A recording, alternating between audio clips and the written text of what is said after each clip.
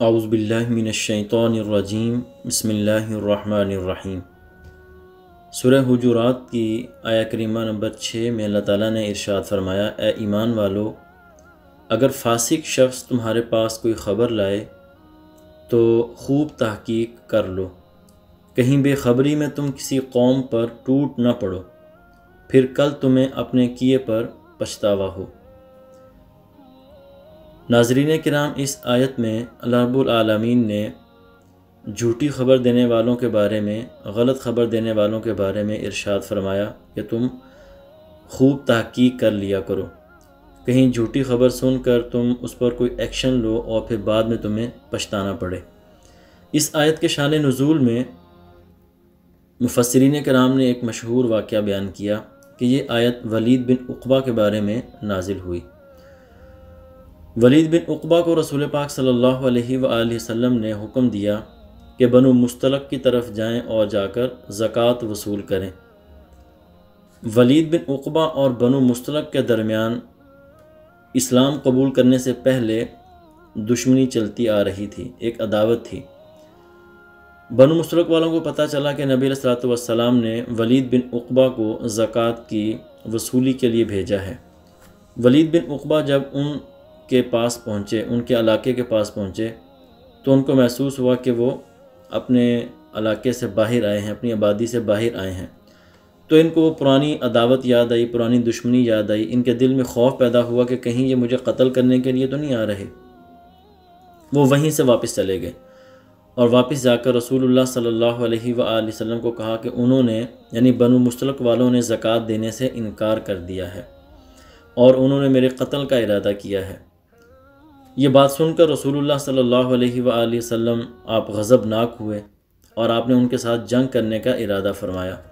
دوسری طرف بنو مستلق والوں کو خبر پہنچی کہ وہ جو نمائندہ آیا تھا رسول پاک صلی اللہ علیہ وآلہ وسلم کا، وہ واپس چلا گیا ہے، تو انہوں نے بھی اپنا ایک بندہ رسول پاک صلی اللہ علیہ وآلہ وسلم کی بارگاہ میں بھیجا۔ اس نے آ کر عرض کی، یا رسول اللہ صلی اللہ علیہ وسلم، ہمیں معلوم ہوا کہ آپ نے کسی کو بھیجا ہے زکوٰۃ کے لیے، تو ہم اس کی تعظیم کے لیے، اس کے استقبال کے لیے اپنے گھروں سے باہر نکلے، لیکن ہمیں پتہ چلا کہ وہ واپس آ گیا ہے۔ ہمارے دل میں یہ خوف اور ڈر پیدا ہوا کہ کہیں آپ نے ہی تو اس کو حکم دے کر واپس نہیں بلا لیا، کہیں آپ ہم سے ناراض تو نہیں ہو گئے۔ رسول پاک صلی اللہ علیہ وآلہ وسلم نے بنو مستلق کے اس بندے کی بات پر یقین نہیں کیا اور خفیہ طور پر حضرت خالد بن ولید رضی اللہ تعالیٰ عنہ کو ایک لشکر کے ساتھ روانہ کیا اور ان کو حکم دیا کہ وہ چپکے سے وہاں پہنچیں اور وہاں جا کر تفتیش کریں۔ اگر وہاں ایسے آثار ہوں جو ان کے، یعنی بنو مستلق والوں کے ایمان پر دلالت کرتے ہوں، تو پھر ان سے آپ زکوٰۃ لے کر واپس آ جائیں، اور اگر وہاں ان کے ایمان کے آثار نہ ہوں تو پھر ان کے ساتھ وہی معاملہ کیا جائے جو کافروں کے ساتھ کیا جاتا ہے۔ حضرت خالد بن ولید رضی اللہ تعالیٰ عنہ وہاں پہنچے، انہوں نے وہاں پر جا کر دیکھا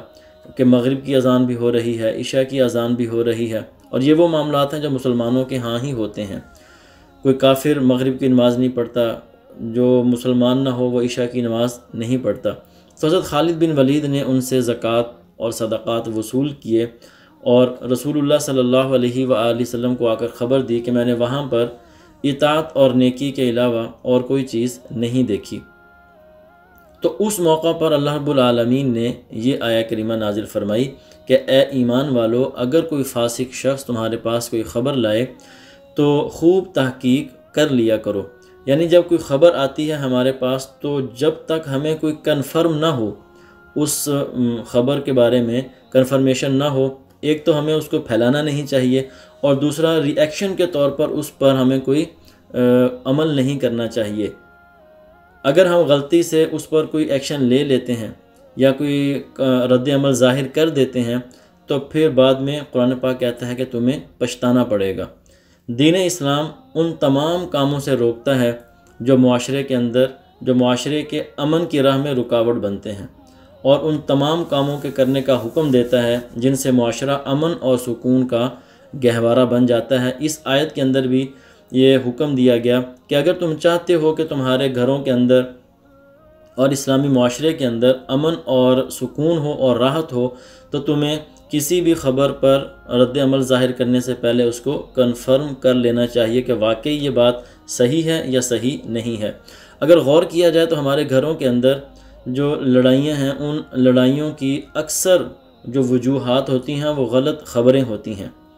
جھگڑے اور فسادات کی اکثر جھگڑوں اور اکثر فسادات کی جو وجوہات ہوتی ہیں وہ غلط خبریں ہوتی ہیں۔ خاندانی نوعیت کے جھگڑے ہوں یا ہمارے دوستوں کے اندر، معاشرے کے اندر کوئی جھگڑے ہوں، یا زیادہ تر ہمارے ہاں جو کہا جاتا ہے ساس بہو کا معاملہ ہے، شوہر اور بیوی کا معاملہ ہے، تو گھروں کے اندر یہ جو لڑائیاں ہوتی ہیں یہ غلط فہمیوں کی وجہ سے ہوتی ہیں، غلط خبروں کی وجہ سے ہوتی ہیں۔ قرآن حکیم نے کہا کہ اگر تم سکون چاہتے ہو اپنے گھروں کے اندر، اگر راحت چاہتے ہو اپنے گھروں کے اندر، تو تمہیں کسی بھی خبر پر ایکشن لینے سے پہلے اس خبر کی تحقیق کر لینی چاہیے اور اس کی تفتیش کر لینی چاہیے، اس سے تم شرمندگی سے بچ سکتے ہو۔ اللہ رب العالمین ہم سب کو، ہمارے معاشرے کو، ہمارے خاندان کو، ہمارے گھروں کے اندر امن اور سکون اور راحت عطا فرمائے۔